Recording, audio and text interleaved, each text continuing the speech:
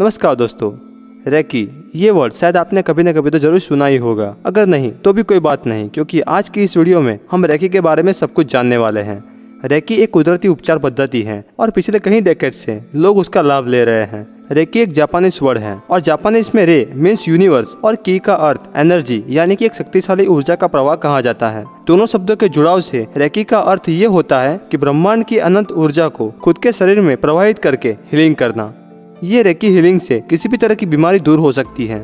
आज की आधुनिक साइंटिफिक रिसर्च ये कहती है कि हमारी बॉडी, हमारी पृथ्वी और ये पूरे ब्रह्मांड सबकी उत्पत्ति ऊर्जा से ही हुई है।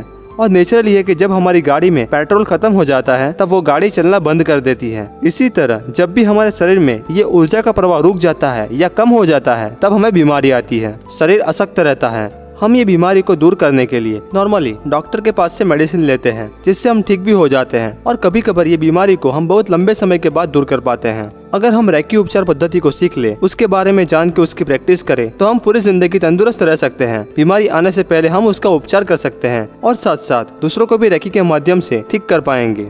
रेकी के कई बेनिफिट्स हैं, जैसे कि रेकी किसी भी बीमारी को जड़ मूल में से दूर करती है, मन के ज्ञान तंतु को एक्टिव करके याद शक्ति को तेज करती है, किसी भी तरह के डर को दूर करके सेल्फ कॉन्फिडेंस बिल्डअप करती है। ये सब जान के आपके मन में शायद कई क्वेश्चंस होंगे कि ये रेकी कहाँ से आई, इसका आविष्कार किसने किया होगा, रेकी में हमें क्या करना होता है और रेकी किस तरह से हम भी सीख सकते हैं। ये सब क्वेश्चंस का आंसर जानने के लिए हमें सबसे पहले तो रेकी के इतिहास को जानना होगा। रेकी का आविष्कार किसने किया? 19वीं सदी में जापान में रहने वाले डॉक्टर मिकाओ उसुई ने रेकी को पुनः आविष्कार किया था। पुनः आविष्कार इसलिए क्योंकि ये उपचार पद्धति को प्राचीन काल से उपयोग में लिया जा रहा था, पर समय रहते ये उपचार पद्धति लुप्त हो गई थी। उस समय बौद्ध धर्म का प्रचार जापान, चीन और तिब्बत में सबसे ज्यादा था और जापान में कई बौद्ध धर्म के मठ थे जिसमें लोग खुद के मन की शांति के लिए आते थे। वहाँ पर डॉक्टर मिकाओ उसुई, जो रेकी के जनक माने जाते हैं, वो भी आया करते थे। उनका जीवन एक मंक की तरह ही था। वो लोगों की सेवा करते थे। जब दूसरे लोगों की पीड़ा को वो देखते थे तो उनको ये ख्याल आता था कि काश मैं लोगों का उपचार कर सकूं। पीड़ित लोगों के उपचार को किस तरह से किया जाए ये खोजने के लिए वो बौद्ध धर्म के मठ में प्राचीन साहित्य पढ़ते रहते थे। वहाँ पर उन्होंने जाना कि प्राचीन काल में भगवान बुद्ध सिर्फ स्पर्श से दूसरों को ठीक करते थे, पर उनके जाने के बाद ये विद्या लुप्त हो गई थी। ये जानने के बाद उन्होंने सोचा कि प्राचीन काल में ऐसा करके रोग उपचार करना शक्य था तो आज क्यों नहीं हो सकता। और ये खोजने के लिए उन्होंने कहीं अध्ययन और 21 दिन की साधना करने के बाद ये उपचार पद्धति को पुनः खोज निकाला, जो पूरे विश्व में आज रेकी के नाम से प्रचलित हो चुकी है। ये रेकी सबसे पहले कहाँ से आई थी, कहाँ उनका उद्भव हुआ था? भगवान बुद्ध का जन्म भारत में ही हुआ था, इसीलिए हम ये मान सकते हैं कि रेकी का मूल भारत से ही जुड़ा हुआ है। हमारी भारतीय संस्कृति में हजारों साल पहले ऋषि मुनियों के पास ऐसी शक्तियाँ थी कि अगर कोई बीमार हो तो उसके सिर पे हाथ रखते थे और पल में ही उनकी पीड़ा को दूर कर सकते थे। उसको आप आज के समय की रेकी का ही एक स्वरूप कह सकते हैं। हमारे धर्म ग्रंथ, वेद और पुराणों में भी कहा गया है कि हठ योग, ध्यान और प्राणायाम के माध्यम से हम हमारी कुंडलिनी शक्ति को जागृत कर सकते हैं। जिस तरह मेघ धनुष्य के 7 रंग है, संगीत में 7 स्वर है, इसी तरह हमारे शरीर में भी 7 विभिन्न चक्र हैं, जो हमारे शरीर के कई कार्य को अज्ञात रूप से नियंत्रित करते हैं। जब ये 7 चक्र असंतुलित हो जाते हैं तभी हमें बीमारी होती है। जब ये 7 चक्र संतुलित हो जाते हैं तब पूरी तरह से शरीर तंदुरुस्त हो जाता है। हमारे शास्त्रों के अनुसार जिस शरीर को हम देख सकते हैं, स्पर्श कर सकते हैं, वो तो सिर्फ एक बाहरी स्थूल शरीर मात्र है। उसके अलावा भी और 6 शरीर हमारे हैं जिसे हम देख नहीं सकते, पर प्राचीन ऋषि मुनियों ने उनकी दिव्य साधना से उसके बारे में जाना था और उसके बारे में कई अद्वितीय बातें प्राचीन ग्रंथों के माध्यम से बताई है, जिसके मुताबिक हमारे 7 शरीर इस तरह से हैं: स्थूल शरीर, प्राण शरीर, सूक्ष्म शरीर, मनस शरीर, आत्मिक शरीर, ब्रह्म शरीर और निर्वाण शरीर। स्थूल शरीर के ऊपर एक के बाद एक ये सभी शरीर होते हैं, जो आप इस चित्र में देख सकते हैं। ये सभी शरीर के डिफरेंट कार्य हैं, जिसमें से आज हम रेकी में उपयोगी फिजिकल बॉडी और ओरा बॉडी यानी कि प्राण शरीर के बारे में ही जानेंगे। दूसरी और 5 शरीर के बारे में अगर आप जानने को इच्छुक हो तो हमें कमेंट करके जरूर बताइए। अगर आपकी रिक्वेस्ट होगी तो हम उसके बारे में बताने की कोशिश जरूर करेंगे। फर्स्ट, फिजिकल बॉडी, जिससे हम देख सकते हैं, जिससे हम दैनिक कार्य करते हैं, जिससे हम अच्छे बुरे का एहसास करते हैं, उसे ही स्थूल शरीर कहा जाता है।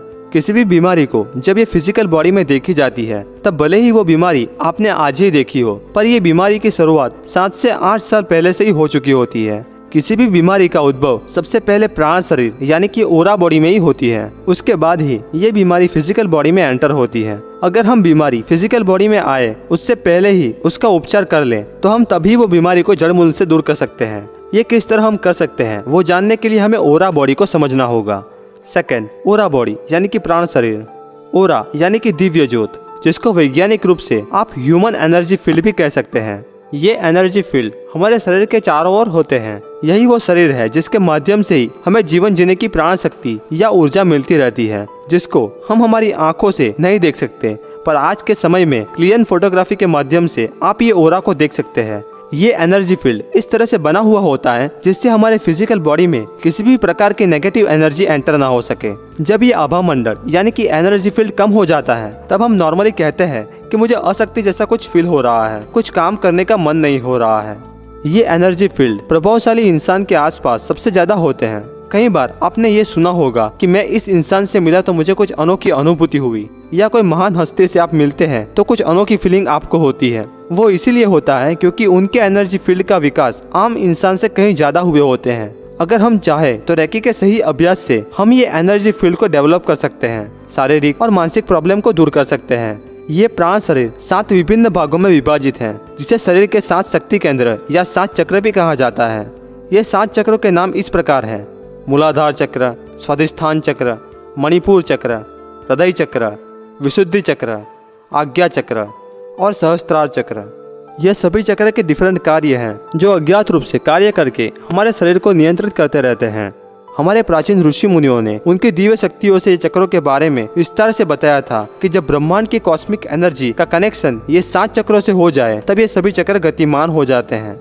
ये 7 चक्रों के बारे में और डिटेल में बहुत सी इंटरेस्टिंग जानकारियां हैं, जिसके बारे में जानकारी हम दूसरी वीडियो में शेयर करेंगे। अगर आप ये 7 चक्रों के बारे में वीडियो देखना चाहते हो तो हमें कमेंट करके आपकी इच्छा जरूर बताइए।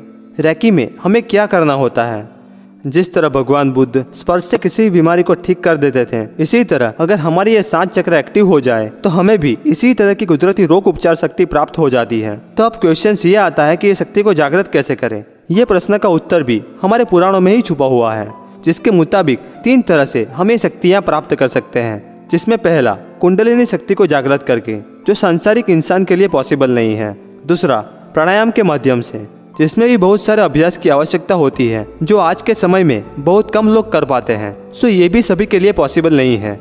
और तीसरा, शक्तिपात के माध्यम से। हर एक इंसान में दिव्य शक्ति की चैनल कार्य कर रही होती है, पर जैसे जैसे हम बड़े होते जाते हैं वैसे संसारिक विकारों की वजह से ये दिव्य चैनल ब्लॉक हो जाती है। जिस दिव्य चैनल को शक्तिपात से एक्टिव किया जाता है, जिससे शरीर के 7 चक्र गतिमान हो जाते हैं और ये शक्तियाँ हम प्राप्त करते हैं। ऐसा करने के लिए रेकी मास्टर से हमारे शरीर में शक्तिपात करवाना होता है।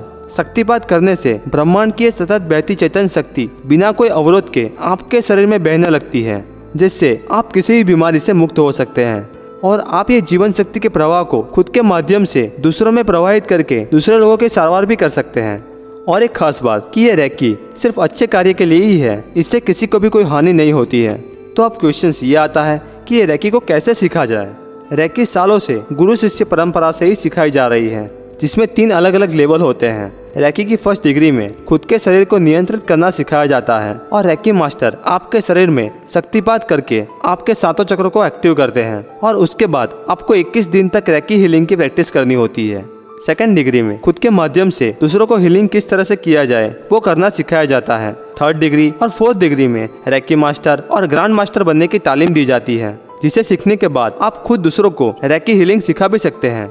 आप किसी भी वीडियो देख के या रेकी की बुक्स पढ़ के आप रेकी नहीं सीख सकते, पर ये वीडियो के माध्यम से मेरी यही इच्छा थी कि आप सब लोग रेकी के बारे में जानें, क्योंकि ये कुदरती रोग उपचार पद्धति है जिसको सीखने से किसी भी तरह की कोई हानि नहीं होगी, पर आपको बेनिफिट ही होगा और उसे सीखने से आजीवन स्वस्थ भी रह पाएंगे। यहाँ पर मैं ये नहीं कहता कि डॉक्टर के पास नहीं जाना चाहिए, जरूर डॉक्टर के पास भी जाइए, पर ये कुदरती उपचार पद्धति का भी यूज करें। अगर आप भी रेकी सीखना चाहते हो तो आपके शहर में ही खोज कीजिए जिसके पास रेकी मास्टर की डिग्री हो और वो रेकी सिखाते हो, और उनके पास जाकर ही रेकी हीलिंग सीखिए।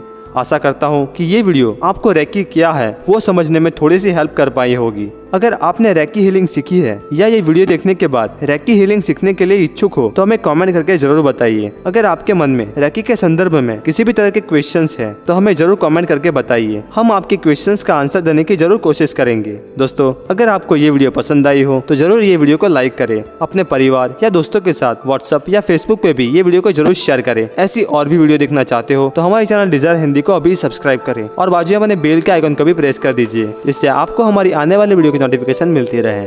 Thank you for watching. जय हिंद, वंदे मातरम।